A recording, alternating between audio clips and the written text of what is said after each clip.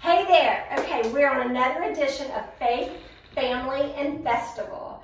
And I'm again with one of my favorite people. So I think so many of y'all are my favorite people because I've grown up with y'all. And y'all watched me grow up, and I so admire exactly what we stand for, Faith, Family, and Festival. And so I'm here with Mr. Rollyson. So Mr. Rollyson, tell me, first of all, what do you do at Strawberry Festival, or what have you done, and all that good stuff? Yeah, it's going to be what have I done. I am now a director emeritus, yes, which means I really don't have to do a whole lot of actual work. Because you've done a lot of work. Oh yeah, no, I've done it all. I've been through all the chairs. I've been president. Actually, I was president for 3 years instead of 2 because J.D. Merrill, who was really president, had Alzheimer's and couldn't really do the job. So I was, in name only, I was president for a while.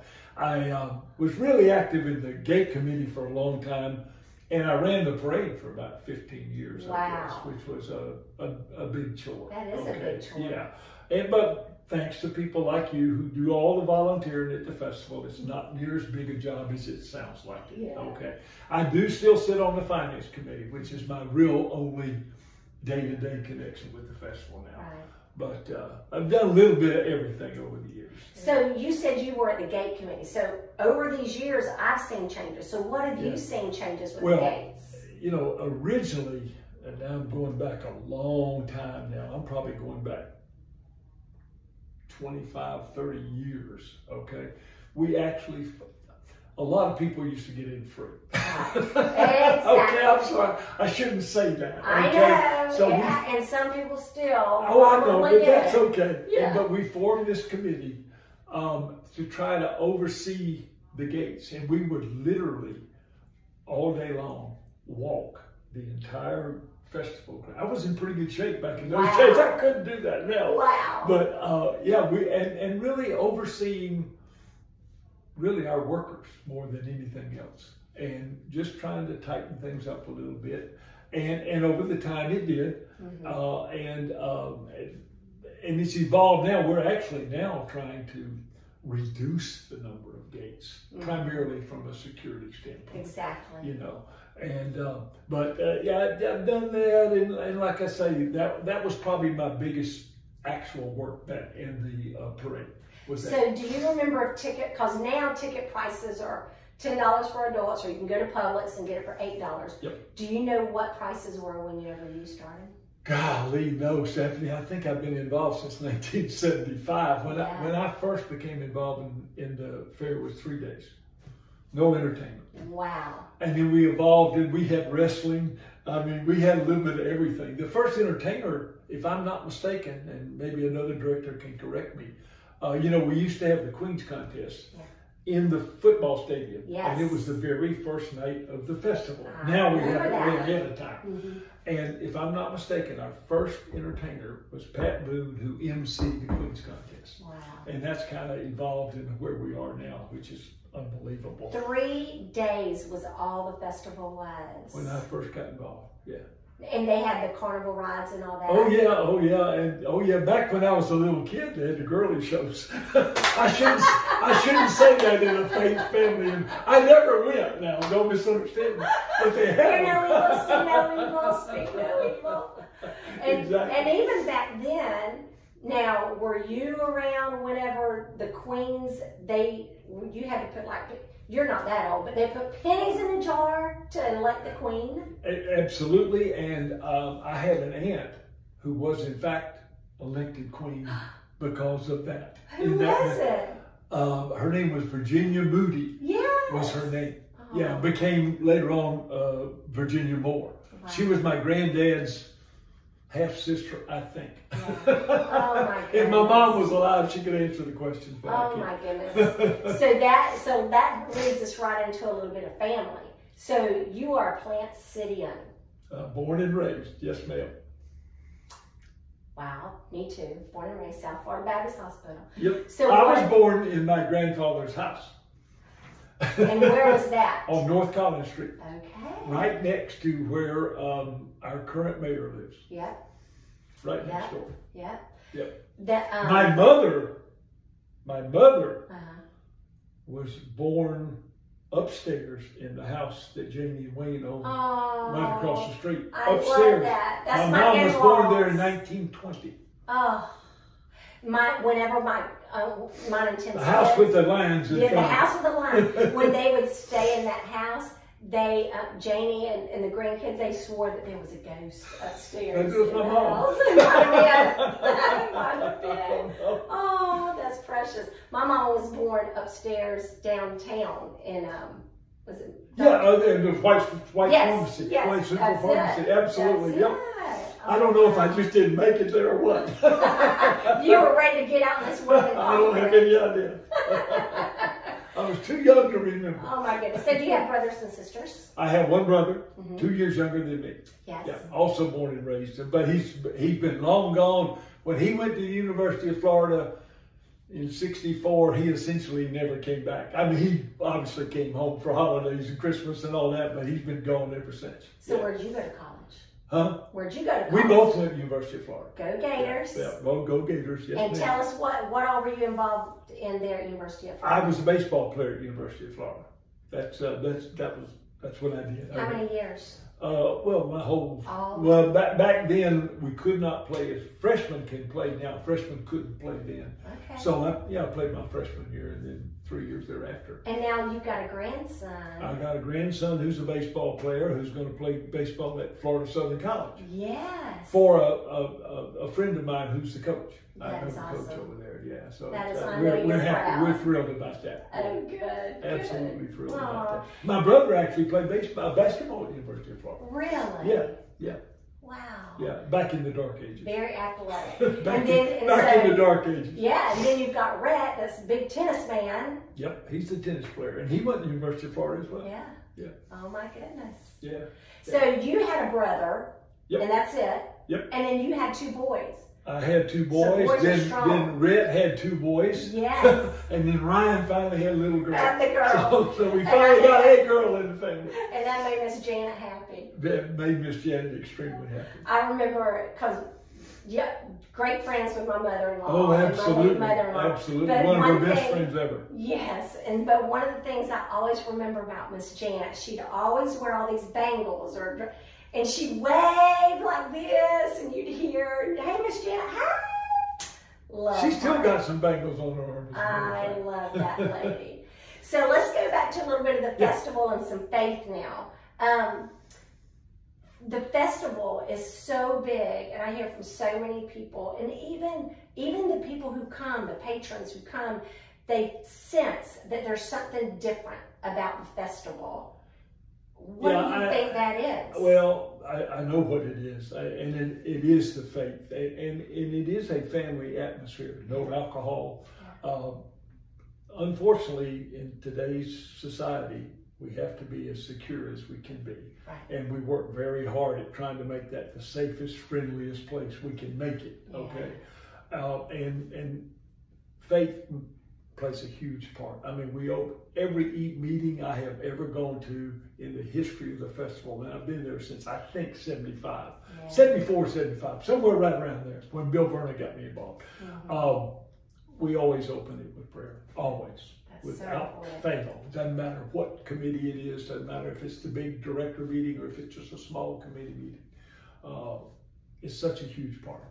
And I think God has blessed us because of that, to be honest with you. He's blessed us with good weather for the most part.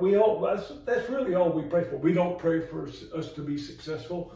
We pray for good weather and a safe affair with people not getting hurt. That's our biggest concern of all, really. To be and when you have those 2 things, you're going to be successful. Well, I hope so. We certainly have been, but God's made us successful. I don't think anything to do it. That, and to be honest with you, Stephanie, 2,000 volunteers every year that are willing to go out there and work, and they're not getting paid. I mean, that helps a lot. I know people.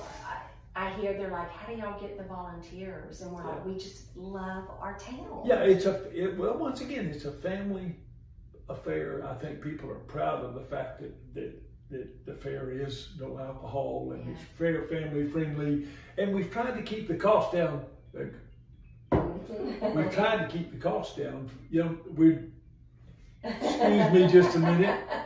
Pause. I'm trying to stop my cell phone from ringing. It rings in my ears, folks. Where was I? I was talking about volunteers. Volunteers and... It's what happens when you get old also. Things you forget. But it's a family-based event. It is, and I think the people are proud of the fact. I mean, it's a nationally known fair. Okay. Oh, I know where I was going. I was talking about ticket prices. Okay. I think the last time we raised ticket prices was when I was president, which I think was 2000. I don't think we've raised ticket prices since then. We probably should have, but we haven't. We're trying to keep it as affordable as possible. Now, the entertainers, we've had to raise those ticket prices because the entertainers have gotten so expensive. But we just try to keep it. And I think I mean, you know, and the kids make a lot of money off the steers. The kids make a lot of money off the pigs. The kids make a lot of money off the plants. We now, and you know this since you're in charge of the parking, we're now using church folks for the most part to man our parking lots, and we give them a piece of the action. So we're getting some money in a number of churches because we've got a lot of parking lots. You know more about that than I do, to be honest. And that's been a blessing because, I mean, I love hearing the testimonies saying that helps their kids go to Guatemala on mission trips, or they build a gymnasium, or they build, you know, and most of it has to do with their youth and sending kids to camp. And so when people park at the festival, that's what a lot of your money goes to. Absolutely, yeah. And I think the reason those volunteers are so eager and willing is because they know that we try to give back to the community in a whole bunch of ways, okay? Yes. So I think it's just what makes it work, to be honest with you. Definitely. You know, it's just a super place. In fact, Miss Elney has devotional for her staff every morning. Yes. So it's just what we do. Let me interview her, but she's a busy lady. Yes, she's a very busy lady this year. Amazingly busy lady. Oh, wow. She really is. So we've talked about some of the past, and we've talked about the present. What do you see for the future? I don't know. I'm not very good at predicting the future. But I haven't even asked that question. I really just see more of the same. I can't, we're still acquiring property around the festival as it becomes available, trying to, make most of it for parking, to be honest with you. That's one of our biggest headaches, and as you will find out, Stephanie's in charge of parking now. so you'll find that to be the case. It's especially on the weekends. It's not so bad during the week, but So I think we're probably going to have to evolve into a different stage format, believe it or not. The entertainers are requiring more and more stuff. If we're going to keep going in that direction, and I think we are. That's a great draw. That's what brings it. Yeah, exactly. I think that's where we're headed. So we're going to spend a lot of money at some point in time. And to upgrade our facilities a little bit, like we did with the grandstand a few years ago. I don't know that we'll expand the midway, but we've got some room to do that. I don't know that we'll do that, in the future. And there's some great people that we work with. It is a good group. It's a very good group. It's an upgrade over where we have been, and that's a tough business, obviously. Our vendors are wonderful. We have a great relationship with our vendors. Most of them have been there years and years and years and years. We have to raise their tab a little bit from time to time, but we try to make it as friendly as we can for them too, because those food boys draw a lot of people in here. That's right. They really do. So I'm not much of a visionary, to be honest with you. So I couldn't tell you where it's going. You might probably need to talk to Kyle Robinson about that. Or some of the younger directors. Yeah, but you've given us a glimpse of the past, and you've given us a glimpse of the future. Well, it's come a long way from when I first started. I mean, like I say, a 3-day fair with no entertainment. Wow. To where we now 11 days with. Well, for a long time we had one entertainer that did 2 shows. Yes. And it got to the point where the entertainers didn't want to do 2 shows. So now, instead of getting 11 acts, we have to get 22, and that is you can't imagine what a big job that is. Dub and Joe and Chris Parkman on that committee. That's and you know, one of the Leonard Skinner folks just died. I know. You know, one of the Jacksons had a medical issue, so we replaced them with the Pointers, and it happens every year, and it's just a tough situation. But so far, once again, we've been lucky. They juggle it well. Yeah, so far we've always been able to replace. We haven't ever really gone bare, to my knowledge, in all these years. So what's one of the things that when you were younger, what was one of the favorite things you used to do at the festival? This is going to sound kind of silly. Not the peep show girl. It's back to, no, well, yeah, always eating, don't it? And back then, when I graduated from high school, I weighed 165 pounds, and I was the same height that I am now, and I could eat anything and I'd get fat. So obviously the food was a big draw. But no, what I liked to do was shoot free throws on the midway for teddy bears. There you go. That's right. I mean, I was a basketball player. Now I wasn't as near as good as my brother. My brother, this is a real story. This is a true story. My brother was a tremendous basketball player. People used to pay him to shoot free throws at the Strawberry Festival for them. So they would run him off. The carnies would run him off because he could keep making, because they don't give you much room, but he could do it. Okay. I wasn't near that good. Nobody hired me to do it. But I bet they would probably want you to hit back. Yeah, I did used to throw the ball and knock the pins down. Yeah. But I love the midway. I don't know that I ever went through the vendors when I was a kid. I wanted to go to Midway and ride the rides and play the games. So throw the darts and bust the balloons and all that stuff. So tell me, how did you and Miss Janet meet? Janet, this is a real, well, you know, God blesses me in so incredibly many ways. I would have never met my wife, I don't think. I met her at the University of Florida. Oh, well, there's a lot of people at the University of Florida. There weren't near as many back then as there are now, but there's still a lot of them, and you don't meet everybody at the University of Florida. My roommate was a gentleman from Miami named Jerry Wilson, who was on the track team. And we were roommates. It just so happened that when my wife didn't come to school till after junior college, so she wasn't there. I'd been there 3 years before she ever got there. And she just, out of the blue, happened to room with my roommate's sister.